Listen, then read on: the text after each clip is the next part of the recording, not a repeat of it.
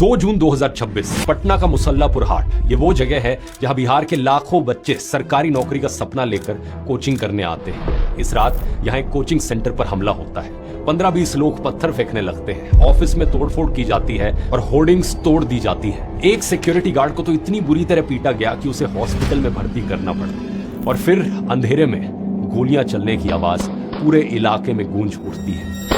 ये कोई आम कोचिंग सेंटर नहीं था, ये खान सर का कोचिंग सेंटर था। वही खान सर जो इंडिया के सबसे फेमस टीचर्स में से एक हैं, जिनके यूट्यूब पर 2.5 करोड़ से ज्यादा सब्सक्राइबर्स हैं। लेकिन कहानी में ट्विस्ट ये है कि हमला उनकी कोचिंग पर हुआ और कुछ ही दिनों में अटेम्प्ट टू मर्डर और आर्म्स एक्ट जैसे सीरियस चार्जेस खुद खान सर पर लगाए गए। यानी जिस पर हमला हुआ वही आरोपी बन गया। और ये सब तो सिर्फ शुरुआत थी। आइए आज के वीडियो में समझते हैं कि उस रात असल में हुआ क्या था और खान सर के पीछे एकदम से पड़ने की असली वजह क्या थी, क्योंकि असली वजह वो नहीं है जो आपको बताई जा रही है।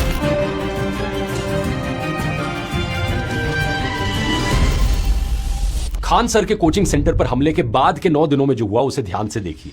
5 जून को एफआईआर में खान सर का नाम जोड़ दिया जाता है अटेम्प्ट टू मर्डर और आर्म्स एक्ट की धाराओं के साथ। और उसी हफ्ते बिहार फायर सर्विसेज ने उनकी कोचिंग का फायर सेफ्टी ऑडिट भी किया। कई सारी कमियां गिनाई जाती हैं और एक हफ्ते में ठीक करने का नोटिस थमा दिया जाता है। और फिर बारी आई गोदी मीडिया की। जो खान सर कल तक चैनल के फेवरेट थे, वो अचानक से फैजल खान बन गए। फैजल खान कहा जाने लगा कि खान सर फरार है, ऑपरेशन खान सर चलाया जा रहा है, एसआईटी छापे मार रही है और मिलते ही उन्हें गिरफ्तार कर लिया जाएगा। खान सर को गिरफ्तार करने के लिए एसआईटी की टीम पटना और उसके आसपास के जिलों में दबिश दे रही है, लेकिन खान सर का कुछ अता पता नहीं है। कुछ न्यूज चैनल्स तो खान सर को माफिया कहने लगे। किसी चैनल पर इंटरव्यू चला कि ये कोचिंग खान सर ने किसी और से हड़पी है। धीरे धीरे करके खान सर ने इनके ही कोचिंग को हड़प लिया। एक चैनल गांव के किसी चाचा को पकड़ लाया जिन्होंने आरोप लगाया कि खान सर ने लोगों की जमीनों पर कब्जा किया हुआ है। कुछ ज्यादा नहीं हो गया, मतलब कुछ भी। और उनके पास अरबों खरबों की संपत्ति है। इसकी जमानत नहीं होनी चाहिए। अरबों खरबों रुपए का इतने दिनों में इसने जमीनें खरीदी, मकान लिया, कहां से आया? एक और इंटरव्यू में दावा किया गया कि खान सर ने शुरू में अपना नाम अमित सिंह बताया था और वो राखी बंधवाने का नाटक करते हैं। नाम तो फैजल खान है। अरे शुरू में तो नाम अमित सिंह बताया। हमको सनातन पसंद है या मैं सनातन को मानता हूँ, उसके लिए 10-10 किलो राखी बंधवाने का नाटक करना पड़ेगा। और फिर 7 जून को आज तक की न्यूज एंकर अंजना ओम कश्यप ने दिल्ली हाई कोर्ट में खान सर पर 2 करोड़ रुपए का डिफेमेशन केस कर डाला। सिर्फ 9 दिनों में इंडिया के सबसे पॉपुलर टीचर को एक फरार क्रिमिनल घोषित कर दिया गया। आइए सच्चाई देखते हैं क्या है इस सो कॉल्ड कोचिंग माफिया का। जरा रिकॉर्ड देखा जाए। साल 2019 खान सर ने खान जीएस रिसर्च सेंटर नाम से यूट्यूब चैनल शुरू किया। वो अपने देसी स्टाइल में मुश्किल से मुश्किल टॉपिक को मजाक और कहानियों के जरिए तोड़कर समझाते थे। और धीरे धीरे उनका चैनल इतना पॉपुलर हुआ कि उस पे 2.6 करोड़ सब्सक्राइबर्स हो गए। लेकिन यूट्यूब सब्सक्राइबर्स से ज्यादा दिलचस्प कहानी है उनकी कोचिंग की। एक तरफ इंडिया में कोचिंग सेंटर्स पढ़ाने के लिए लाखों रुपए लेते हैं, जैसा आप जानते ही होंगे, लेकिन दूसरी तरफ है खान सर जो वही चीज पढ़ाते हैं at a fraction of cost. ये गरीब बच्चों को वो अफोर्डेबल एजुकेशन दे रहे हैं जो उन्हें कहीं और शायद नहीं मिल पाती। और बात सिर्फ एजुकेशन की नहीं है। हाल ही में ही इन्होंने पटना में एक हॉस्पिटल भी खोला जहां ब्लड टेस्ट सिर्फ 7 रुपए में और ईसीजी 25 रुपए में होता है। इस हॉस्पिटल में बेसिक सर्जरीज की कॉस्ट सरकारी हॉस्पिटल से भी कम है। इन सभी सालों में जब तक ये सब किया जा रहा था, ये सारे न्यूज चैनल्स इन्हें बुलाकर बड़े बड़े इंटरव्यूज लेते थे। तब किसी को उनका नाम याद नहीं आता था, तब कोई उन्हें फैजल खान नहीं कहता था। He is making a deep impact on India's youth. तो जोरदार तालियों के साथ स्वागत करें खान सर का। Please welcome Khan sir, teacher, social worker and founder. तो सवाल यह है कि 2 जून की उस रात को ऐसा क्या हुआ कि अचानक से सब पलट गया? इस सवाल का जवाब देने से पहले एक चीज नोटिस करो दोस्तों। 2019 में खान सर ने एक छोटे से कमरे से यूट्यूब चैनल शुरू किया था। ना कोई बड़ी टीम थी, ना किसी मीडिया हाउस की बैकिंग थी, सिर्फ एक कैमरा, एक बोर्ड और पढ़ाने का पैशन। और 7 साल बाद आज उनका इन्फ्लुएंस इतना है कि पूरी मशीनरी उनके पीछे पड़ी है। यही है YouTube की असली पावर। ये आज भी दुनिया का सबसे बड़ा इक्वलाइजिंग प्लेटफॉर्म है। एक ऐसी जगह है जहां पर बड़े से बड़े सेलिब्रिटीज को वायरल होने का, फेमस होने का उतना ही मौका मिलता है जितना कि एक आम इंसान को। YouTube पर सक्सेसफुल होने के लिए कोई पैसा पावर काम नहीं आती। यहाँ सिर्फ आपका कंटेंट बोलता है। और बढ़िया कंटेंट बनाना सुनने में आसान लगता है, लेकिन अपने आप में एक पूरा सिस्टम है। कौन सी नीश चुननी है, स्क्रिप्ट्स कैसे लिखनी है, रिसर्च कैसे करनी है, वीडियोस की एडिटिंग कैसे की जाती है। अगर आप भी ये सब सीखना चाहते हैं, सोशल मीडिया को एक पार्ट टाइम जॉब या फिर एक फुल टाइम करियर बनाना चाहते हैं, तो आइए ज्वाइन कीजिए लीजिए मेरा YouTube ब्लूप्रिंट कोर्स। ये 7.5 घंटे का कोर्स है जो स्टेप बाय स्टेप आपको ये पूरा सिस्टम सिखाता है। यहाँ नीश सेलेक्ट करना, स्क्रिप्ट करना, वीडियोस की एडिटिंग करना, शूटिंग करना, सब कुछ समझाया है। वो सारी सीक्रेट स्ट्रैटेजीज और ट्रिक्स भी बताई हैं जिनका मैंने खुद इस्तेमाल किया है अपने चैनल को इस लेवल तक ग्रो करने के लिए। ये कोर्स 0 से शुरू करने वाले लोगों के लिए भी है और उनके लिए भी जिनका चैनल अटका हुआ है। इस कोर्स की एवरेज रेटिंग 4.9 आउट ऑफ 5 है, यानी जिन्होंने लिया है उन्हें रिजल्ट्स दिखे हैं। इसमें मैं आपको इवन एनालिटिक्स डिकोड करना और सोशल मीडिया से पैसे कैसे कमाने हैं ये सब भी सिखाता हूं। और आप में से जो लोग इस वीडियो को देख रहे हैं उनके लिए एक स्पेशल डिस्काउंट भी है। कूपन कोड इस्तेमाल कीजिए GET47, आपको 47% ऑफ मिलेगा इस कोर्स के प्राइस पर। इसका लिंक नीचे डिस्क्रिप्शन में या फिर इस QR कोड में मिल जाएगा। अगर आपको इस फील्ड में थोड़ा सा भी इंटरेस्ट है तो जरूर जाकर चेकआउट करिए। चलिए अब अपने टॉपिक पर वापस आते हैं। उस रात के हमले के बाद खान सर ने स्टेटमेंट दी थी कि उनकी कोचिंग के सामने 8 से 10 राउंड्स फायरिंग की गई और उन्होंने इस हमले का आरोप अपने एक राइवल कोचिंग इंस्टीट्यूट पर लगाया, ज्ञान बिंदु GS एकेडमी। उनकी शिकायत पर इस कोचिंग इंस्टीट्यूट के डायरेक्टर रोशन आनंद सर को अरेस्ट कर लिया जाता है। लेकिन रोशन आनंद कहते हैं कि बिहार पुलिस एग्जाम में उनके इंस्टीट्यूट की अच्छी परफॉर्मेंस के बाद उन्हें फंसाने की साजिश की जा रही है और खान सर उनके इंस्टीट्यूट की रेपुटेशन खराब कर रहे हैं। अब पुलिस ने अपनी शुरुआती जांच के बाद कहा कि CCTV फुटेज और लोकल इंक्वायरीज में फायरिंग का कोई सबूत नहीं मिला। लेकिन अगले ही दिन एक वीडियो सामने आया जिसमें खान सर के 2 सिक्योरिटी गार्ड्स हवा में फायरिंग करते हुए देखे गए। इसके बाद पुलिस ने इन दोनों गार्ड्स को गिरफ्तार कर लिया और पुलिस के मुताबिक पूछताछ में इन गार्ड्स ने बताया कि खुद खान सर ने उनसे गोली चलाने को कहा था। एलिजिडली पुलिस के मुताबिक खान सर ने कहा था, देख क्या रहे हो, गोली चलाओ, जो होगा मैं संभाल लूंगा। अब यहाँ पर खान सर का कहना है कि पहले दूसरी तरफ से गोलियां चलाई गई थी और उनके सिक्योरिटी गार्ड्स ने हवा में फायरिंग की और वो भी सिर्फ सेल्फ डिफेंस में, इसलिए क्योंकि उनके गार्ड को मार मार कर अधमरा कर दिया गया था और पुलिस को आने में टाइम लग रहा था। सब मिलकर वहाँ पे मारने लग गया हमको। वही तो रड से बहुत बार मार मारा था, लेकिन हमारा प्रिंसिपल पूरा हमारा शरीर में गिला हो गया था। बॉडीगार्ड के पास लाइसेंस मिला है, उसका काम क्या, किसी इंसान को मरते मत छोड़ो, ये बेचारा मर जाता, क्या इस पे माला चढ़ने का इंतजार करे या हवाई फायरिंग करेगा। जैसे पुलिस आ गई है बॉडीगार्ड का काम खत्म हो गया। उनके गार्ड ने कहा कि हमलावरों ने खान सर को 3 से 4 दिन में बॉम्ब से उड़ाने की धमकी दी थी। गालियां दे रहे थे और मार भी रहे थे। ये भी बोले थे कि तुमको खान सर के 3-4 दिन में बम से उड़ा देंगे।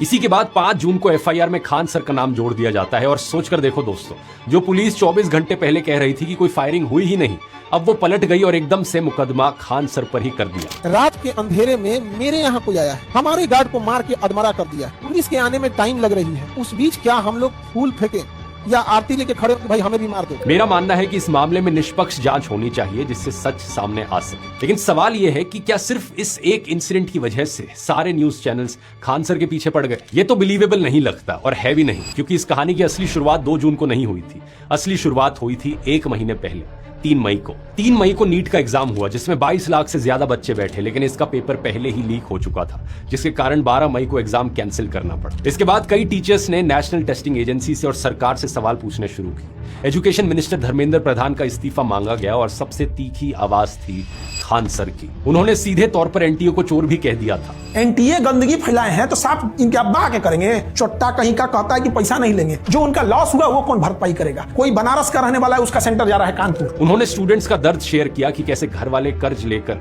और माएं मंगलसूत्र गिरवी रखकर बच्चों को पढ़ाती हैं। गरीब लोग 30 से 40% ऐसा बच्चा है जिसके पिताजी या तो कर्जे लेके भेजे हैं, मंगलसूत्र तक गिरवी रखा है। बच्चे ट्रेन में जानवरों की तरह भर भर कर एग्जाम देने जाते हैं और कई बच्चों के पास इतने पैसे भी नहीं होते कि दूर सेंटर पढ़ने पर वहां एग्जाम देने जा सके। इस पूरे मुद्दे के आधार पर ही आज देश भर के स्टूडेंट्स और कॉकरोच जनता पार्टी भी एजुकेशन मिनिस्टर का इस्तीफा मांग रही है। लेकिन इस सब के बाद मोदी सरकार ने क्या किया है? उन्होंने बस ऐलान किया कि हम शायद एयरफोर्स का इस्तेमाल करें पेपर्स को ट्रांसपोर्ट करने के लिए। और खान सर ने इस ऐलान पर भी सवाल उठाए थे। पेपर पहुंचने की समस्या नहीं थी कि एयरफोर्स का हम यूज कर रहे हैं, समस्या थी जहां से छप रहा है, जहां से बन रहा है वहीं पे लीक हो जा रहा है। ये सारे सवाल सीधे स्टूडेंट्स के भविष्य से जुड़े थे। लेकिन 29 मई को जब आज तक पर नीट पेपर लीक को लेकर डिबेट हुई तो एंकर अंजना ओम कश्यप ने सरकार से सवाल पूछने की जगह टीचर्स को ही 2 कौड़ी का कहा। उसमें भी आजकल हो गए हैं स्टार टीचर्स, यूट्यूब वाले स्टार टीचर्स, जिनको कुछ जानना ना कौड़ी, खाली व्यूज बटोरते हैं, पैसे वसूलते हैं। मतलब सोचकर देखो, सरकार से सवाल उठाने की हिम्मत इन लोगों में है नहीं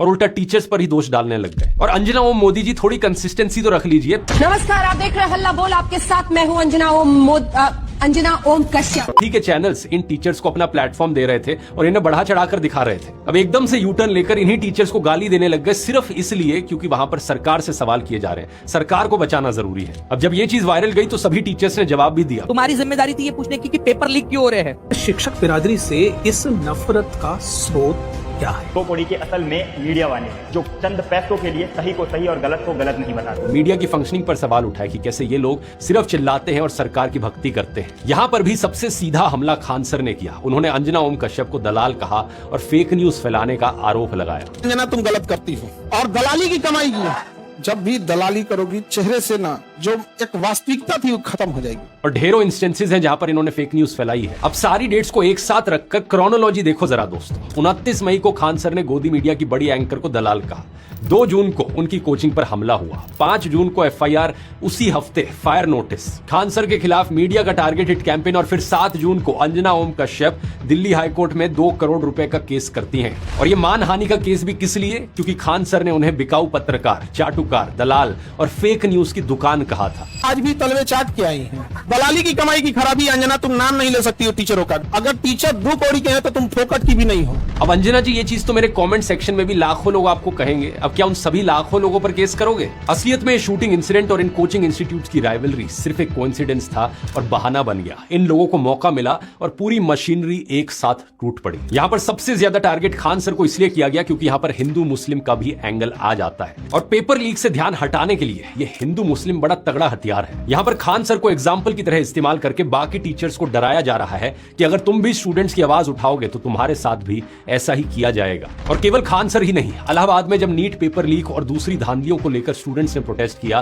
तो अगले ही दिन उत्तर प्रदेश सरकार ने 3 बड़ी कोचिंग्स को सीज कर दिया। ये उन टीचर्स के कोचिंग सेंटर थे जो बच्चों के साथ उनके प्रोटेस्ट में शामिल हुए थे। सच बात यह है कि आज देश के यूथ में बड़ा गुस्सा है। हर कोई तंग हो चुका है इन पेपर लीक से और इस खराब एजुकेशन सिस्टम से। ये करप्ट सिस्टम जो लोगों को जीने नहीं देता। लोग अब जाग रहे हैं, इकट्ठा हो रहे हैं, साथ मिलकर आवाज उठा रहे हैं और सरकार और इनकी मशीनरी पूरी कोशिश करेगी लोगों को बांटने की और लोगों की आवाज दबाने की। इस कॉकरोच जनता पार्टी के प्रोटेस्ट को ही देख लो जो दिल्ली में अभी जंतर मंतर में हुआ था। ये वाला केस देखो, एक आदमी जिसका इंटरव्यू लिया गया, इस बंदे से जब पूछा गया कि देश के टुकड़े हो जाने चाहिए तो इसने कहा हाँ हो जाने चाहिए, क्या गलत है इसमें? हम देश को 7 टुकड़ों में कर देंगे, आपको ये बर्दाश्त होगा?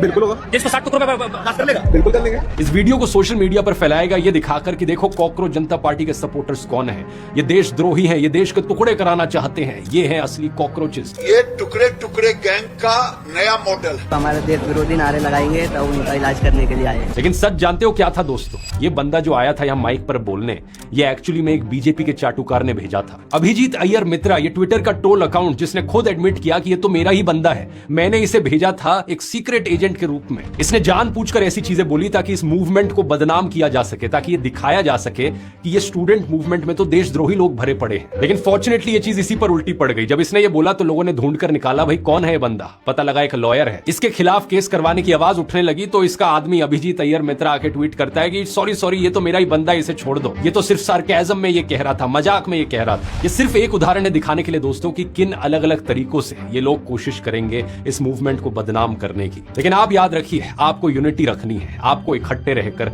आवाज उठानी है।